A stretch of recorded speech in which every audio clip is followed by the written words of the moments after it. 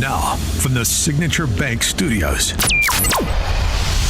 This is Chicago's Morning Answer with Dan Proft on AM 560. The Answer.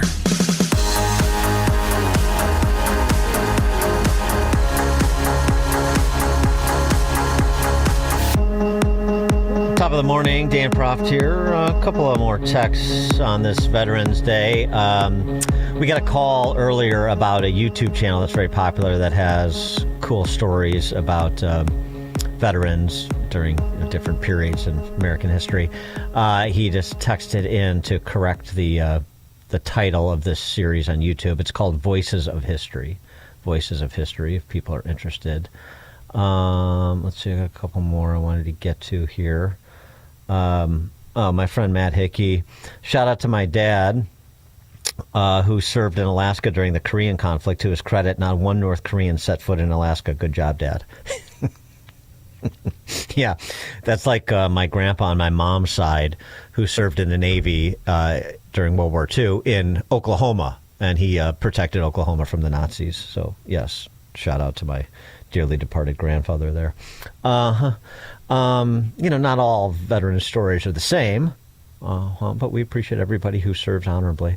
There was we had a couple good calls on organizations that deserve a hat tip and some recognition. A text from 847. Shout out to the Lake County Honor Flight organization that has flown more than 600 veterans to their memorials in D.C. Yep, Honor Flight's great. Anybody else we can get to? All right. We'll pick it up as we go along the rest of the show, so feel free to continue calling in and texting in 312-642-5600, turnkey.pro answer line. But now it's time to talk about another veterans organization that you should know more about. We've been talking about them a bit. You've heard their spots on this program and our airwaves here at AM 560. It's Farm to Veteran, farm2veteran.com. Michelle Keller is the senior director at Farm to Veteran, farm2veteran.com. She joins us now. Michelle, thanks for being with us. Appreciate it. Thank you, Dan. Pleasure to be here. This started, as I read on the website, this started a single-family farm in Manhattan, Illinois, and now it's quite the operation. Give us the origin story and the general expanse of what you guys do. Yeah, so we started as a nonprofit in 2020. Before that, we have a 60-acre farm in Manhattan, Illinois, that we were selling to the public. And we decided we were going to do something great for our veterans. And everything that we produce on the farm gets donated to veterans in need. So our eggs, our beef, pork, all gets donated. None of it gets sold to the general public. From expansion, with working with some of our veteran organizations, we were able to work with partner farmers to produce what we can't, such as produce, fruits and vegetables, anything perishable that they would need to be nutritious meals. And in those 5 short years, we have now donated over 500,000 meals to veterans in our local community and beyond. Wow. Well, just on so you went from a working farm, and this was, I guess, a source of the family income, to not running a for-profit operation. I mean, how did you manage that transition? Well, our founder is actually a serial entrepreneur, has many businesses, and this is kind of a hobby farm for him. And he took those and was able to fund this farm from his other business entities, and from there it kind of grew. And then with, a few grants here and there, donations from the public, people really getting behind our mission, we're being able to flourish. And so, I mean, you said 500,000 meals? In 5 years. 500,000 meals in 5 years. And so, like, what is what is your footprint? I mean, I know it's a relatively new operation, so that's pretty dramatic growth. That's great as a service as a service organization. But what's your footprint? How far and wide do you serve veterans? We are actually in 9 different states. We started out in the south suburbs of Chicago and kind of been creeping up. We're getting farther and farther north as we go. Every year, adding more and more organizations that we work with. But then we have farmers who have reached out to us and says, hey, I want to help. And maybe the farmer's not here or the rancher's not here. So we have operations in Florida, Texas, Colorado, Washington State, South Dakota, and it's all based on where the farmers want to be able to donate their product. And if they don't donate their product, we also then pay fair market value if they want to help us out. So some want to just, make donations to the overall cause, and some I want to serve families where I'm at. And so then you work out those details. This is a big logistical operation. You've got to set up pretty intricate supply chains, I guess, these days. Yes, we do. And you talk about the organizations that you work with. So how do you make determinations? I mean, there's so many veterans organizations, and VA hospitals and so on and so forth. How do you make assessments of who you're going to partner with in terms of providing these resources, the food? Yeah. So a major factor in what we partner with is that an organization that's providing additional services other than just, say, like a food pantry. So we work with organizations like Veterans Assistance Commissions, VA hospitals. We're at Hines VA. We're at the Will County Veterans Assistance Commission, Kankakee County Veterans Assistance Commission, and then other organizations that maybe house veterans. So we work very closely with Volunteers of America, who has local housed veteran buildings in Joliet and in the south side of Inglewood, as well as like Catholic Charities, who has St. Leo's, Veterans New Beginnings, and beyond. So we work very well with organizations that are also providing additional services so that it's kind of a one-stop shop. If you go and you need some assistance filling out paperwork, but you also need a fresh meal, they have it there. And so, I mean, and obviously some of these organizations were providing food or had a different partnership if they needed an outside vendor to provide the food. But I assume sort of the value add here is this is like, farm to table, fresh meats and produce and high quality meals. Absolutely. A lot of the folks have the shelf stable food and we're able to have fresh meat, fresh eggs, fresh produce. So we provide a refrigerator or freezer for any organization that needs it. And then we fill that refrigerator and freezer up on a regular basis.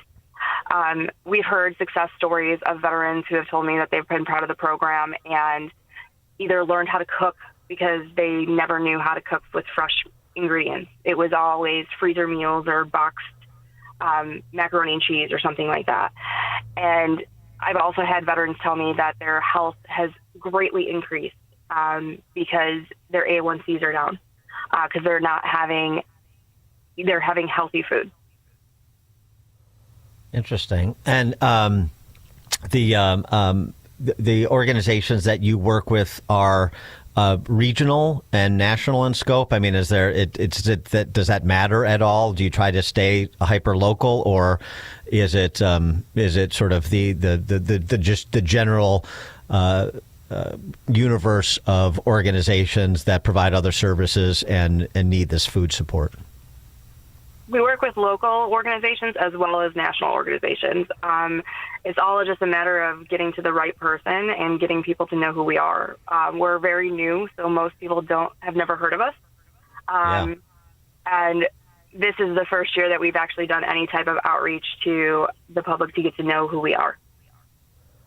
We've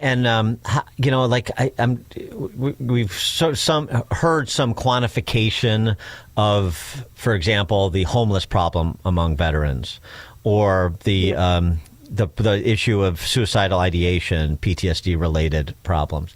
But this sort of food insecurity / sort of quality of food that may have something to do with sort of economic independence too.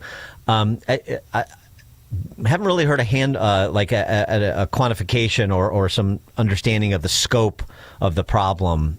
Do you have that handle from what you've learned doing this and building this organization? From a lot of the research that we found, and there's studies out there and everything, but it's come to the conclusion that 1 in 5 veterans will be food insecure at some point during their lives. Really? And that is a statistic that is, greater than any other population. And that really hits home with us. And that's why we want to get food into as many veterans' hands as possible. Yeah, I mean that's a huge number. Yeah. I mean it's somewhat surprising, but I mean I guess part of it is these other post-service issues that creep in that people are more familiar with. I mean it all sort of compounds on itself, and this is one area that it manifests itself as well that perhaps people hadn't considered. Absolutely. And so, what's the what's the blue sky vision for Farm to Veteran? I mean, do you want to be in all 50 states, and are you looking for partnerships with more farms as obviously financial support for what you're doing as a nonprofit? I understand that, but what's the big vision? The big vision currently is we want to get as many people in Illinois as possible on our program, to be able to get it as local and into our communities, make sure that we're getting that footprint right first. Obviously, expansion to all 50 states eventually would be great, but the greatest vision would be for us to actually not exist and to be able to fight this food insecurity and have all veterans have a meal on their table and never have to worry about where the next one is. I mean, that makes sense too, is you want to sort of perfect the model and then you can replicate and scale, right? I mean, that's the idea. Yep. Yeah. And just in terms of, all of these organizations and in addition to the VA, I mean, do you have any perspective of talking to like staff at VAs and other big organizations of, why this problem is so pronounced? 1 in 5 is, of veteran, that's a big number. I mean, I've talked to many people, and you get different stories from different people. A lot of folks do come out of the military and have either PTSD, addiction issues, alcoholism. Some folks even, if you talk at some of our older veterans, they went directly from their family home to the military, and now, then they maybe got married, had kids, maybe they didn't have kids, and now they're older and alone. And they are kind of lost and don't really know what to do, and they won't ask for help. Veterans are a very proud people, and they won't ask for help until it's like almost in their face. And we've heard stories of, unfortunately, healthier food is a little bit more expensive. So they're not making the choices at the grocery store to get fresh fruits and vegetables and meat and eggs. Instead, 2 boxes of, a sugary cereal is going to last them a lot longer. So we're trying to help them make healthier choices. We're trying to get them back on their feet. We're trying to get them to eat healthier and, hopefully eradicate this food insecurity. The other thing that from the spots that we've been running too, you make mention of is community events that Farm to Veteran does, farmtoveteran.com does. Come out and look on the calendar for an event near you and come out to our community events. What are those like? So yeah, we do a lot of community events partnered with additional organizations. So actually today I'm going over to one of the American Legions, and we're doing a luncheon for our veterans, about 250 of them. So we're doing those kind of things. We work with some of the local homes to do like holiday events or just to get out there into the community, and not necessarily to promote Farm to Veteran, but just to sit with our veterans and be able to talk with them and hear what they have to say. We do like things like chili cook-offs and 5Ks and, all those kind of things, partnering with other organizations. We did a Warriors Walk, suicide prevention, and we were able to help out there. Or the Veterans Garage that has military vehicles and parades, and we'll, jump in a parade with them.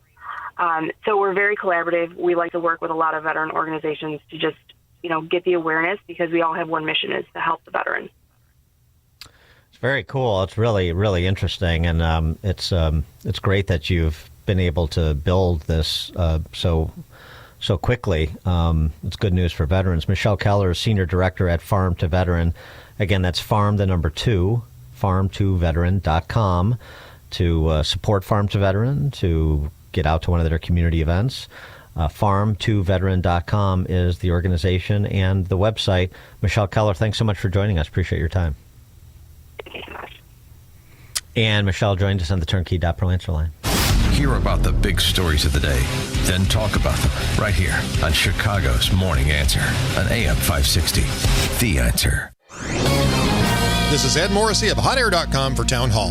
What did Senate Democrats get out of the 40-day Schumer shutdown? Nothing more than what they would have gotten with a clean continuing resolution. Democrats didn't get anything they wanted. They didn't even get a pass on the filibuster for the debate on ACA subsidies, let alone a commitment for an extension. Schumer's demand for a reversal of Medicaid